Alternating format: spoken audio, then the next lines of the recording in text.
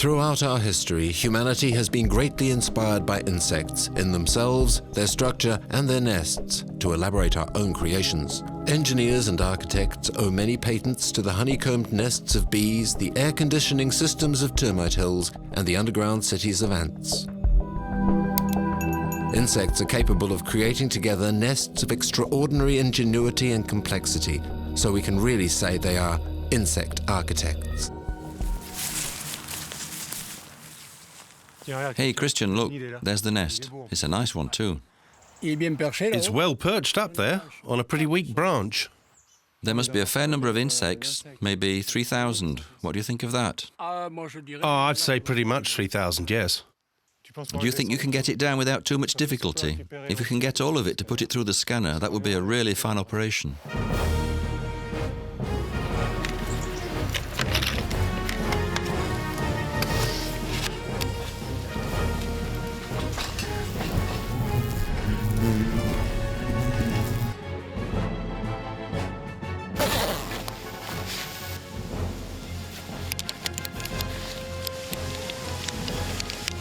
Voilà.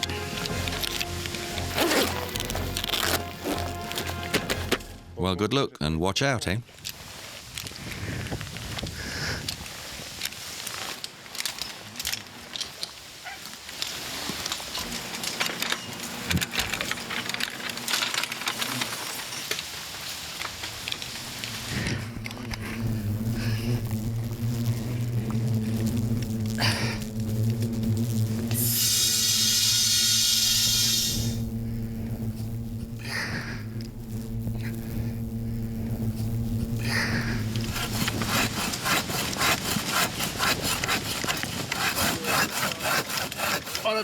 There you are. Thanks, Christian. It's heavy as well. In any case, it's truly magnificent. Take a look at that. You can clearly see the protective structure that shields the colony from bad weather. And we can really see what the workers have done. All the half circles that each worker has made when they've been to find vegetable fibers. It's like our own ancestors who used earth and stone to build their houses, you see. It's the same material. Here they actually go and find bits of wood which they mix with saliva, and that becomes paper.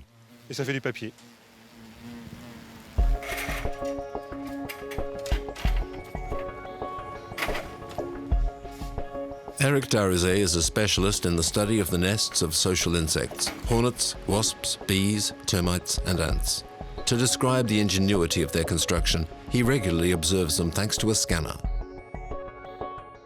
We compared different types of nests made by the Asian hornet, and we compared, for example, two nests, a spherical nest and a nest in the form of a droplet of water.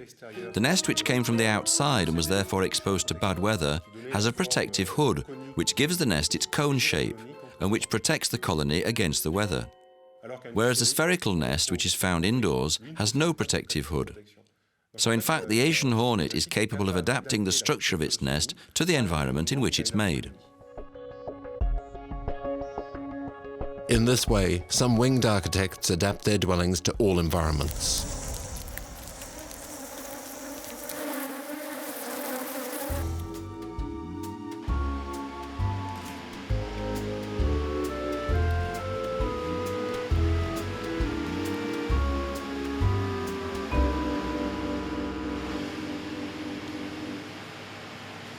There the sheets are starting to appear. You can even see the pillars which are between each sheet. In fact, it's them that keep each of the sheets attached to the others. There you can distinguish clearly all the sheets constructed by the workers, with their alveoles pointing downwards. So where do they pass between them? In fact, there's a passage between the envelope and the periphery of the sheets which allows all the individuals passage from the top to the bottom of the nests. And there's a single opening at the base of the nest which allows the insects to go out. There, in fact, the role of each individual, each worker, is to go and look outside for nutrition to feed all the larvae, because each alveole contains a developing larva hatched by the queen. Other workers will seek out construction material to build a nest. For the nest, you see, at first it's very small, with the size of a ping-pong ball. It's the queen that builds that nest, which we call a foundation nest. Then she lays a first series of eggs in the little alveoles she has made, about between a dozen and 20 or so. The first generation of workers becomes adult, and after a while, they add a second sheet below that. which they will again enlarge afterwards, and so on. The nest will grow thicker with each sheet, and in height with the number of sheets, which are added one on top of the others.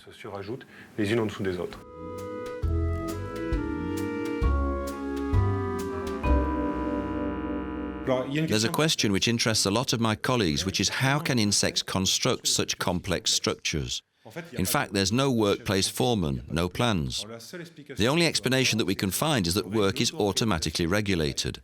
That's to say, each insect will participate in the construction by being influenced by the construction itself. By that, meaning that the construction in itself would be a major stimulus, and some insects would be sensitive to that stimulus, others wouldn't. And in function of that intensity, the insects would participate in the construction. While observing a hornet's nest through the microscope, Eric Darizet has established that the nest is constituted of thousands of many-colored fragments.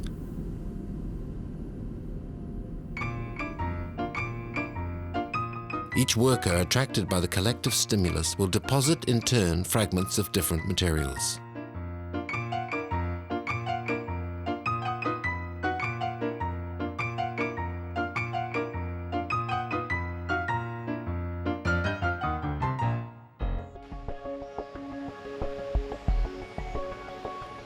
Observing termite nests using the scanner has revealed that these six-legged engineers are capable of including protective solutions for their habitats in their plans.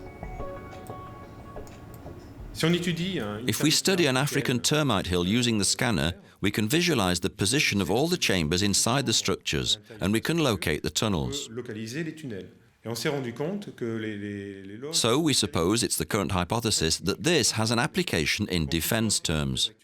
For example, we could have an ant colony which attacks the termite colony, and if the ants succeed in penetrating, piercing the external envelope, and getting into a chamber on the periphery of the nest, the termites just have to block a tunnel to defend themselves, which will serve to block the intrusion.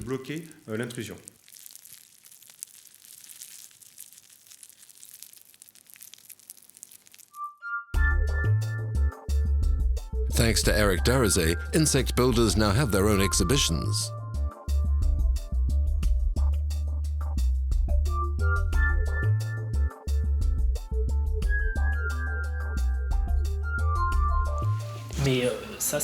But that was in his garden. No, it was in a farm. It was a car which was under a shelter. It got up to the seat level, and then after, you see, it went over the seat and started to fill up right to the roof. And how long did that take? There, this nest, it took about 2 weeks. Over several years, some hornet and wasp nests get bigger and bigger without any real explanation why. The record is held by a nest of vespular wasps, which was over 2 meters high and 1 meter wide. For Eric Darizet, the study of nest construction is just a start, but this science is advancing. Bees and wasps make six-sided alveoli. But why six-sided? This has been an enigma for a long time. Thomas Hales is a brilliant American mathematician, and he thinks he has resolved this mystery. The question that mathematicians have been asking is, why does the honeycomb have 6 sides? Anciently, there were 2 theories. One group felt that the hexagon had 6 sides because of the bee's 6 feet. The mathematicians of the day favored another theory, and that was that the honeycomb was somehow the most efficient shape possible for the hive. It has taken 2,000 years and Thomas Hale to name the hexagon as champion of all polygons. There's a simple model that can be used to show that a hexagon is better than a triangle. Imagine the 3 pieces in here as honey. I can take one of the pieces away and reassemble the other pieces so that they form a triangle. When they're put in the shape of a triangle, I have the same perimeter that I did before, but there's no longer room for the last bit of honey. Bees learned long before us how to build a house with every room identical, using as few materials as possible. But how do they build such perfectly symmetrical combs?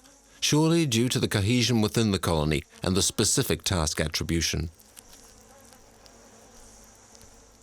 During the first days of life, the young bees clean the hollow cells of the brood, enabling the queen to lay again. After the third day, their glands, sited in the head, activate, and from then they can feed the larvae.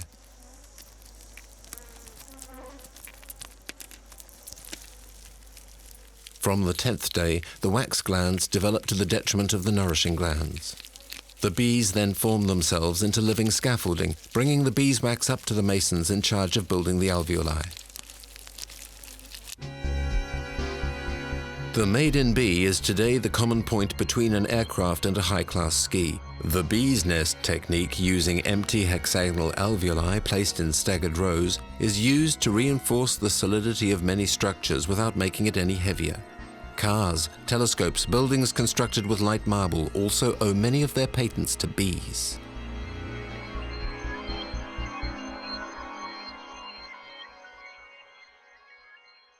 If the rigid cells of the bees can inspire us, many other insects have suggested different technological innovations. This science even has a name: bionics.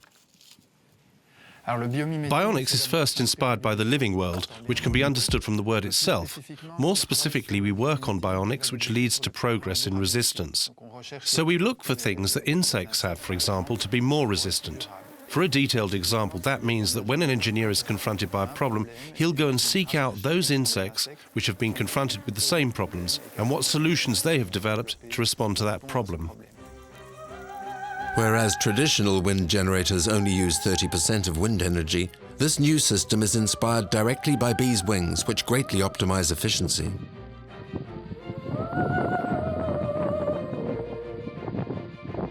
Perhaps tomorrow's wind generators will use nature as their model.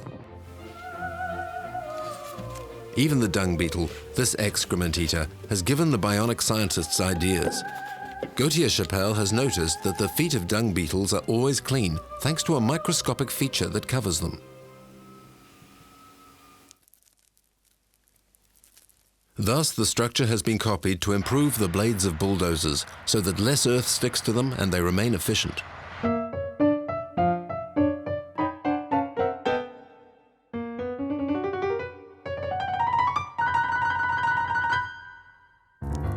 The microscopic surface of the dermal sheath, that is to say the carapace of the Namibian beetle, has also been copied by architects. This is a beetle in the driest deserts in the world, which is nonetheless watered by the water vapor in the wind. And the special form of its dermal sheath allows drops of water to collect at first and then to drain through a kind of gutter into its mouth. And in fact, by imitating this structure, uniquely its form, we can collect water in the same way. This can especially be applied, in any case potentially, on buildings in similar climatic environments, such as the Canary Islands, the coast of Chile, or the South African coast. Another beetle possesses a forest fire detector because it needs burnt wood to lay its eggs. Today, engineers have reproduced that detection system to automatically detect fires in intelligent buildings. The dermal sheath of insects is a true source of inspiration all round. In the buildings of the future, we'll be able to optimize the circulation of fluids, especially water based on the veins of insects. Dragonflies, for example, supply a very good model, and that's really a way of minimizing energy expenditure associated with fluid circulation in buildings. We can also optimize information circulation on the internet through the inspiration offered by ant circulation, by the way in which the ants bring back their harvests to the ant nests while reducing the distance of their travel as much as possible. To always be able to find the shortest route to this box of food, the ants have a secret. They move about and leave chemical signals behind them, pheromones. Eventually, the straightest route to the food box will be more marked, and the ants will naturally choose the path with the most indicators. Engineers have managed to retranscribe these chemical signals into mathematical algorithms. To avoid traffic jams in the cities of the future, ant algorithms will be applied.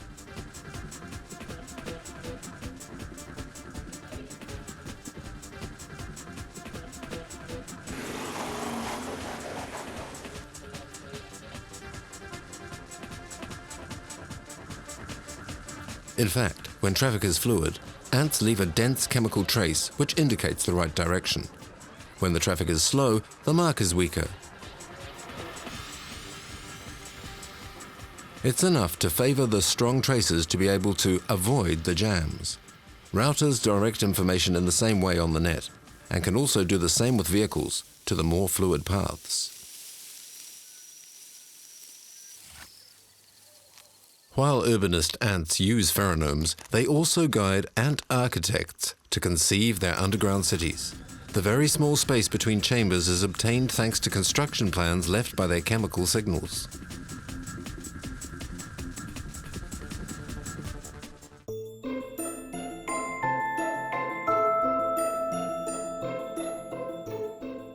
By watching butterflies very closely, bionics scientists have also found strange innovations for the use of the future's buildings. In butterflies, we found all these irised colours which are due to microscopic relief and which already have found applications. For the efficiency of solar panels, these have been made more efficient by the inspiration of the principles of physics found in these very special butterfly pigments. There have been other applications, still with using irised colours, which are found, for example, in a mobile phone, which allows us to obtain the same level of light with less energy. Is it possible to use these natural butterfly pigments as models for pigments used in the building industry, in construction, in paint? Yes, in fact, it's possible. It's already used as a model. There are teams working on that since effectively the majority of the pigments we use are toxic, and this accumulates in traditional paints. So it really is an enormous alternative domain opening up here.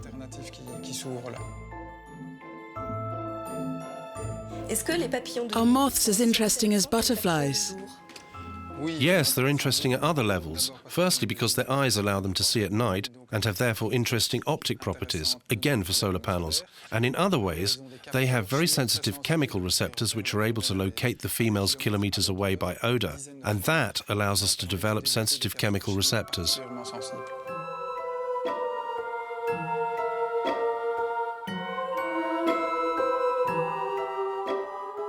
Luc Schuiten is a visionary architect who has used bionics and nature as his inspiration.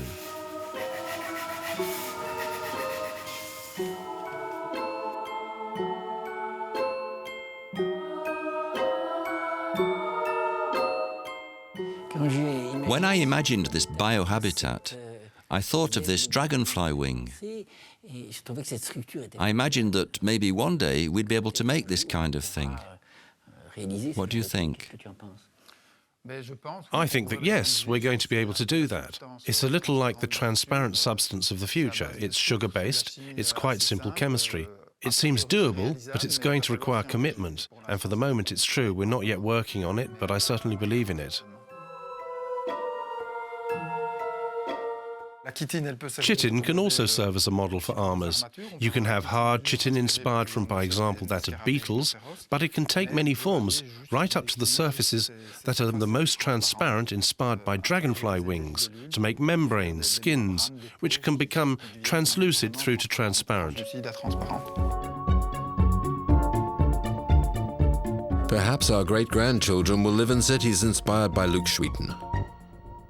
While waiting for that perspective, tour the world in these exhibitions which fascinate young people. In this type of construction, we use all the natural materials we have, and God knows there's a lot of them. All of the walls here could be made from the chitin of dragonfly wings. We could have transparent materials. Spiders make thread which is highly resistant, and so do silkworms. But when you say you're going to use the silk of the silicone to cover a house, that will take an enormous amount. Yes, of course. But in Lyon there were enormous home factories that did that wove these threads and made super-resistant fabrics. We could easily start from that savoir-faire and do that without pollution, without hurting the planet. How can we manage to produce and be as efficient as a spider can be when it weaves its thread? Its thread is stronger than our steels at the same scale. But the spider can do this without factories, without trucks, without mining the earth. Lots of things. The spider needs no petrol. The spider does it all with its little stomach and with what it takes from the environment. So how can we manage to do that without going into the industrial chain or by completely integrating our systems with natural production?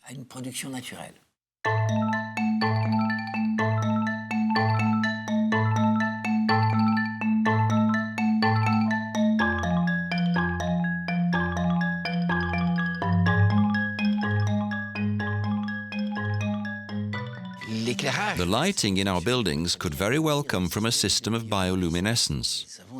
We've got insects like glowworms, which make this very, very intense light, and which could be used in analogous processes.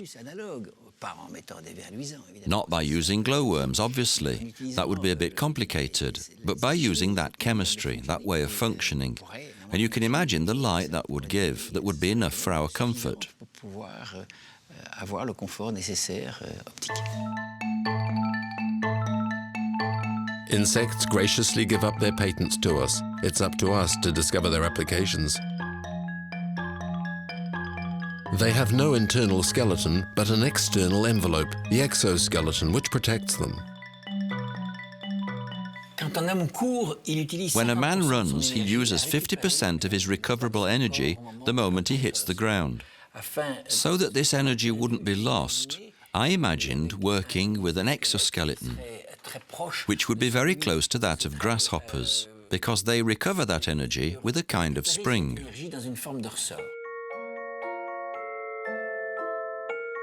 Grasshoppers are an endless source of inspiration for Luc Schwieten. He is even thinking about developing a new kind of tricycle inspired by the ergonomy of their legs in moving and limiting their efforts.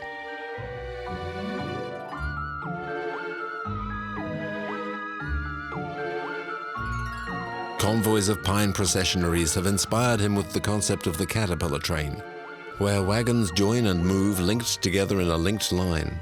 This principle of autonomous movement, or in convoys, would allow an energetic gain for the transport at the heart of our cities.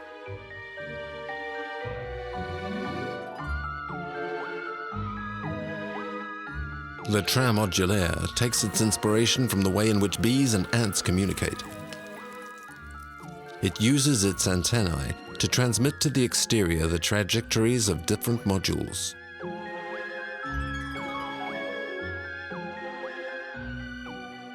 Luc Schwieten is really a visionary architect. He's an architect of life and also one of those rare people who lets us project ourselves forward into future cities that have completely integrated bionics. These are positive cities that make you want to live there.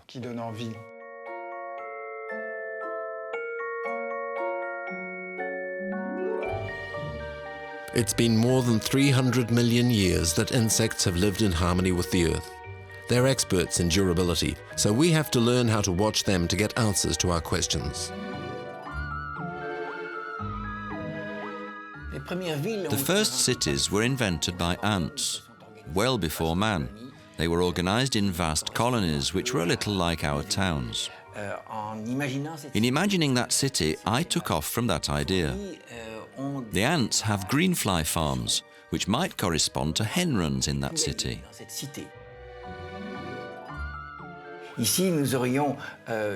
Here there are vegetable plots, which might be a bit like the vast mushroom fields that the ants cultivate. And then we'd have in this part here something which is like the ants' storage area.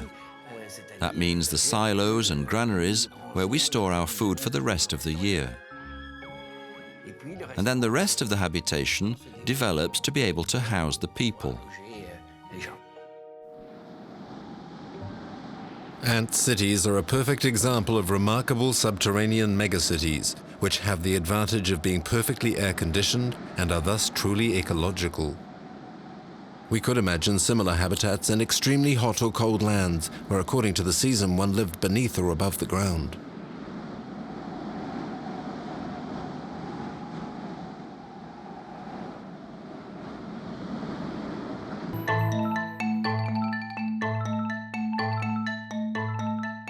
Walter Schenkel is trying to understand how the ants, without a project head and without a building plan, can build such complex and varied forms of nests.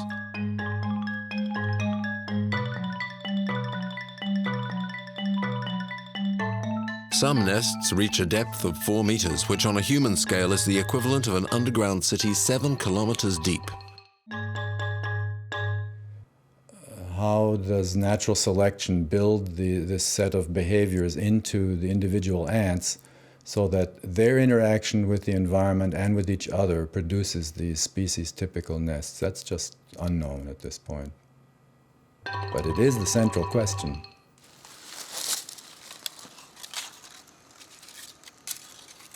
Hey, Kevin, here's a harvester ant nest. It might be pretty good. What do you think? Yeah. To make the nest skeletons, Walter uses aluminium heated to 670 degrees.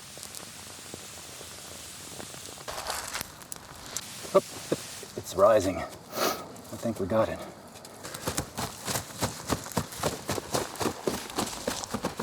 Contact with the molten aluminium could be dangerous for non-specialists.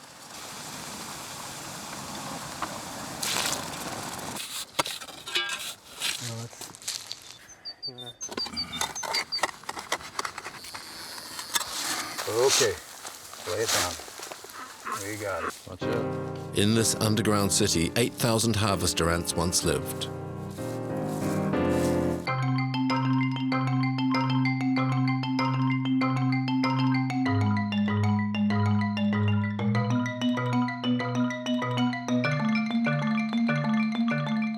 Some ants have invented the spiral staircase, others the worm drive, or even the flying shuttle. Walter began a titanic task in his inventory of their different kinds of habitat.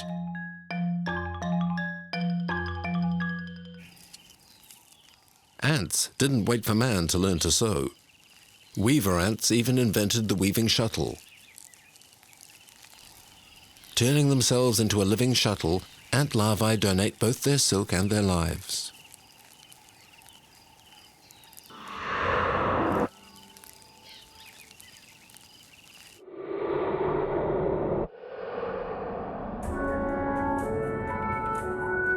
Australian weaver ant larvae secrete silk thread from a gland under the mouth. The worker seamstress presses the larvae between its jaws so as to reel the precious thread via combs on its feet.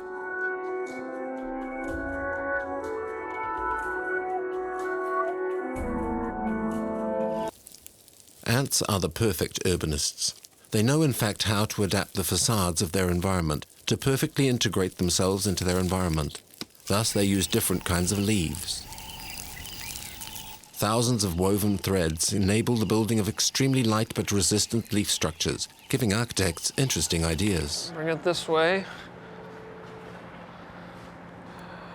Bring it this way. Keep going. Keep going. Bring it this way. This structure is based on the weaver ant design. The weaver ants collect sticks and leaves and all kinds of things that they find, and they put it together with pieces of silk, just like we did with this structure. The architect Eugene Sui has used this principle to create very light towers capable of bearing great weight. By borrowing ideas from nature, he's seeking ways to produce environment-friendly housing that's economic, quick, safe, aesthetic, and natural.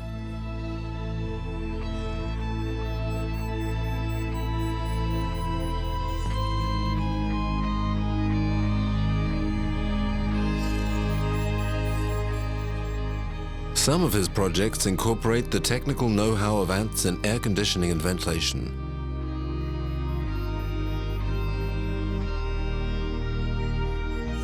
In California, earthquakes, fire and floods are a constant worry.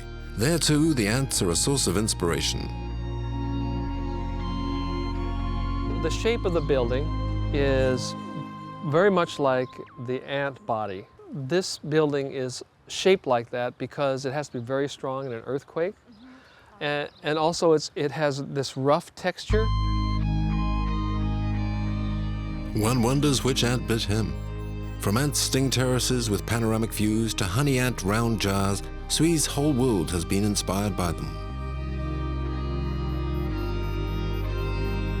I have to imagine myself being an ant to begin to understand why and how the ant made certain decisions to create the incredible habitats that it creates. And so by studying those habitats, it's influenced my architecture because the logic and the reasoning behind the development of these habitats could be directly applied to creating logical habitation for human beings.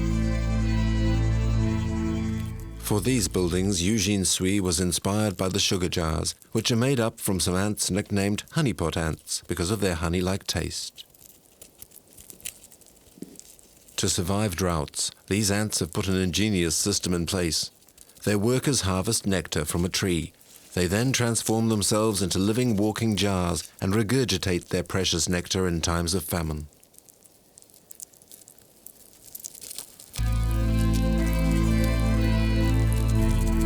What's interesting is that the angle of 15 degrees, which parallels the angle of the tunnel passageways for ant colonies. This project for a bridge linking Africa and Europe via the Straits of Gibraltar is not a pipe dream. Ants are capable of overcoming obstacles just as big in ant terms to make genuine suspension bridges. To do this, thousands of ants form themselves into cables and girders.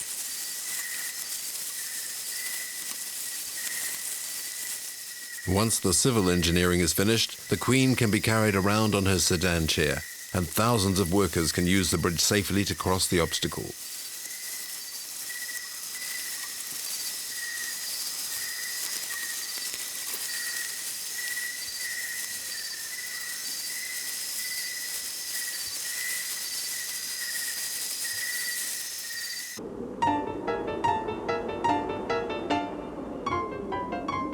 Termites have nothing to be jealous of ants about when it comes to building. Macrothermous termites build cathedrals, and humnivore termites build temples. For the Aboriginals and the African tribes alike, the mystery of these architects of nature is believed to be a gift from the gods. Strangely, termites which destroy everything they encounter religiously avoid some varieties of shrubs. Others seem to worship the tree trunks in which they live.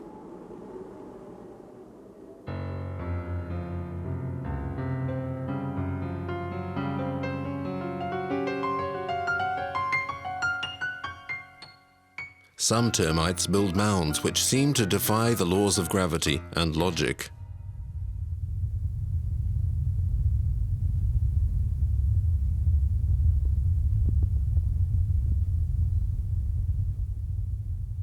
In the steppes of Australia, magnetic termites never lose their bearings. Their homes are just a few centimeters wide from north to south, but several meters long from west to east. The burning midday sun only strikes a very small surface of the mound, while the morning and evening rays warm both sides. To get the temperature they prefer and make the most of their air conditioning, the termites live on the east side in the morning and the west side in the evening.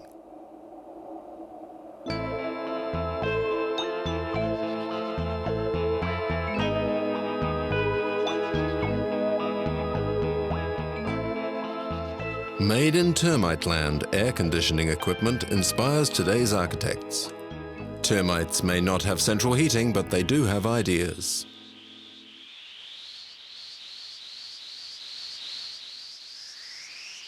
Their buildings have all mod cons and even air conditioning. The way it works is simple. Termite cathedral chimneys can be nearly 8 meters high. Made of earth, the chimney heats up during the day. As hot air rises, the chimney draws the cooler air out of the mound.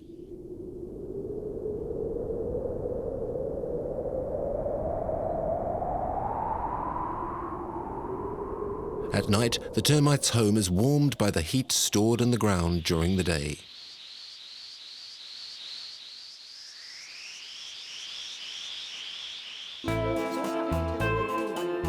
Always focused on energy saving, British architects have taken on termite engineers.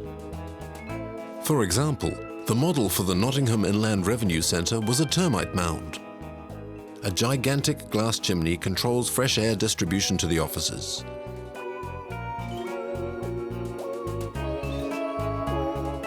At the University of Leicester, enormous 13-metre-high chimneys pull down fresh air which emerges directly from grids under the students' seats and bottoms. Engineer-architect Sandy Halliday has just found a new job for termites as trench diggers. I've been really interested for some time in the prospect of studying animal architecture, but I couldn't see why anybody would give us research funding to study what's essentially spit and shit.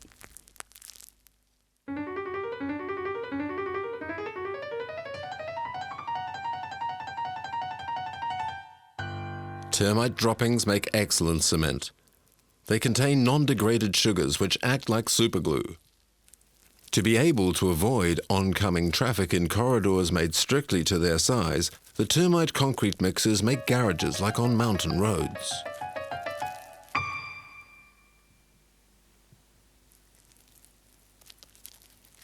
In front of each building site, a soldier on duty protects the concrete layers. After identifying the exact place with their antennae, the worker termites bring in the grains of sand and suddenly turn round to lay the cement in the gap. In the future, we might find ourselves able to produce something like the kind of environmentally friendly cements which termites themselves presently produce from their own abdomens. And that would be an enormous step forward into a more environmentally friendly construction industry. For Sandy, man has never invented anything. Not cement and certainly not skyscrapers. A 3-metre-high termite mound would be a building towering 3 kilometres. African civilizations have copied termite mound architecture for a long time, in particular in the mosques of Burkina Faso and Mali.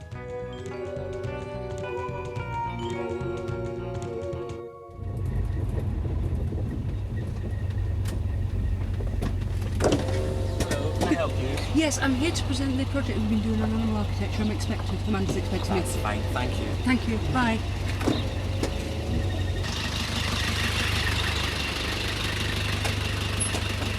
Thank you.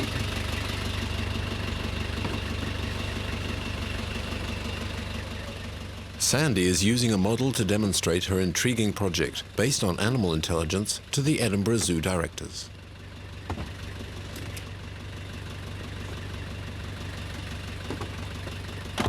The building that we've been looking at is based on the principles of animal architecture, in particular the termite mound, which forms this central core here. More research to go into that to figure out what we can really learn in terms of how to bond it. And this here will be the cafe and restaurant looking at this fabulous view.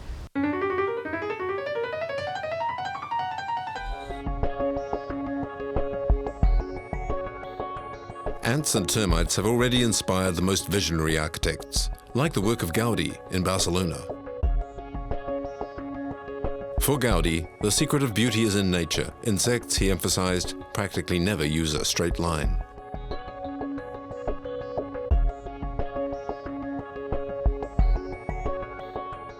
Generally, building insects are organized in a society. Although spiders are solitary, they are excellent builders all the same.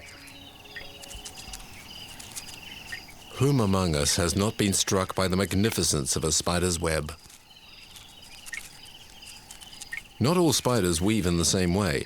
Some knit silk webs with variable geometry with threads that are further or closer apart.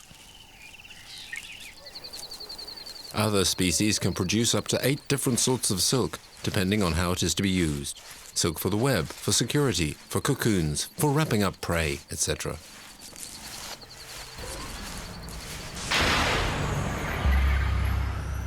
This variety is made possible by the existence of different glands, each producing silk of a different quality.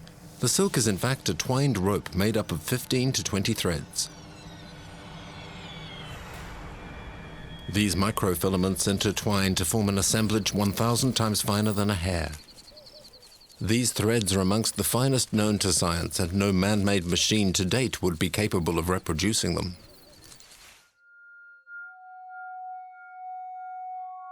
When the silk trap is magnified several thousand times with the microscope, we can see the balls of glue that enable the prey to be held more easily. In addition, the thread cannot give way. It is twice as solid as our Kevlar, which is used for bulletproof vests. It is acid resistant and more elastic than nylon. Spider silk needs to be extremely strong because the spider regularly leaps into the void to attain the speed required for efficient web spinning. For decades, many researchers have been attempting to copy the super properties of spider silk.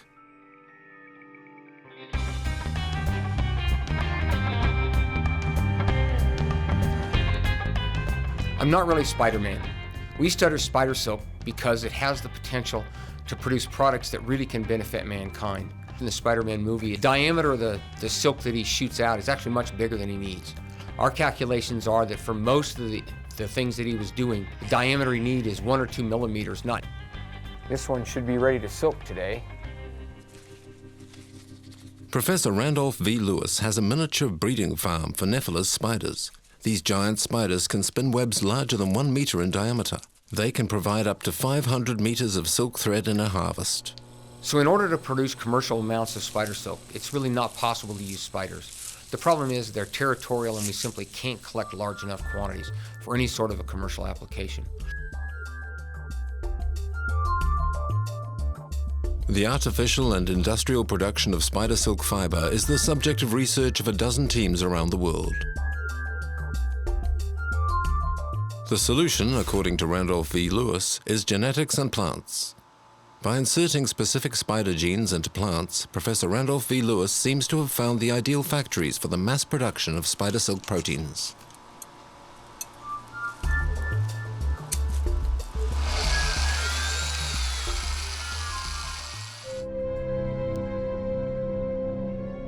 Other research teams have chosen bacteria or even goat milk for duplicating spider silk proteins genetically and industrially.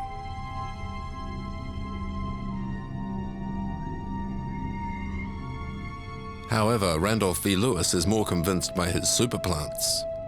We chose alfalfa plants because they don't carry viruses and other kinds of infective material like might be found in bacteria. And secondly, there's a fear of viruses if we produce the silk in animals. This is the silk thread produced from a mixture of plants. The fiber produced from plants is much more elastic than nylon and totally biodegradable.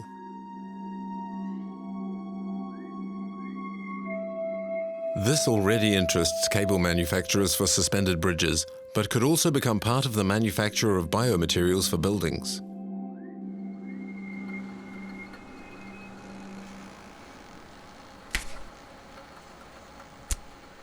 Stretch tests prove the super quality of the fiber, 5 times stronger than steel, twice as flexible as nylon, and able to be stretched by 40% before breaking. Are scientists now rivaling what 400 million years of spider silk evolution has produced?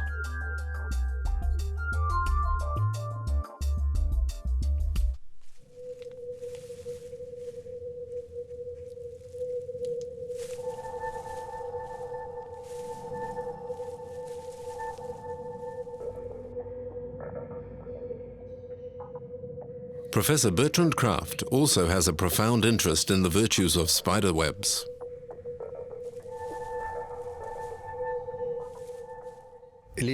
Spiders capture insects with their webs.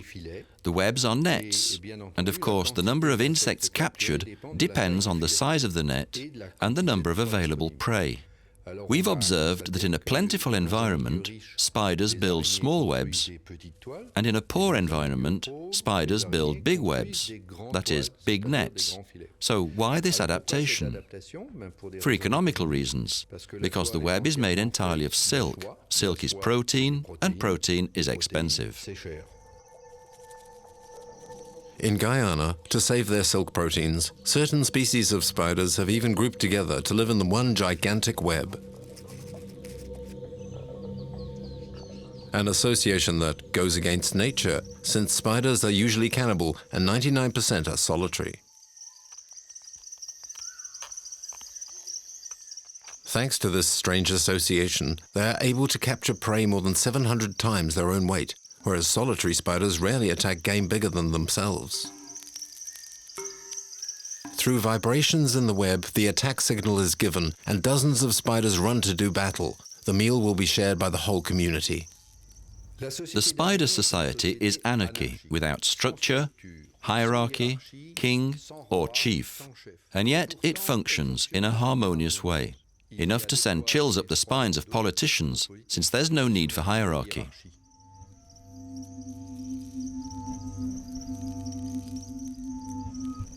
However, the spiders appear to obey and follow without argument the stick that Bernard Kraft waves like an animal trainer.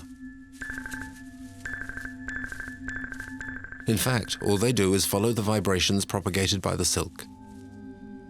Their ability to detect movements ranging from a millimeter to a nanometer is due to the multitude of hairs and sensors distributed over their bodies and their 8 legs.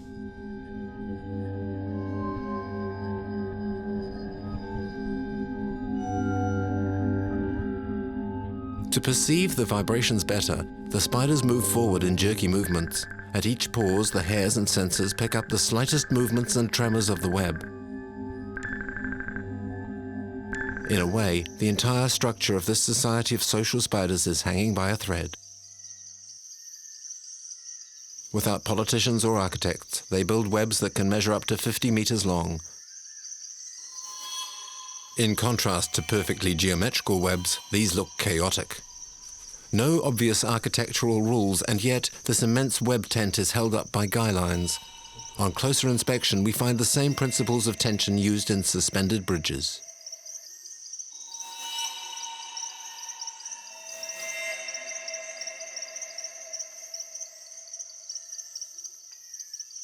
These spiders can make their web without an overall vision, each one being content to fill in an empty space or add a thread here and there to increase the strength of a supporting cable.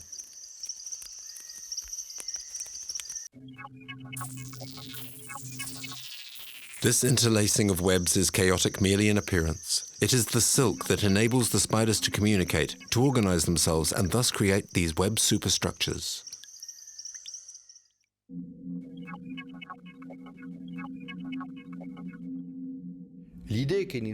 We came up with the idea that each individual must react in the same way as its neighbors to the vibratory information transmitted by the silk. Based on this idea, we created a computer model using 1.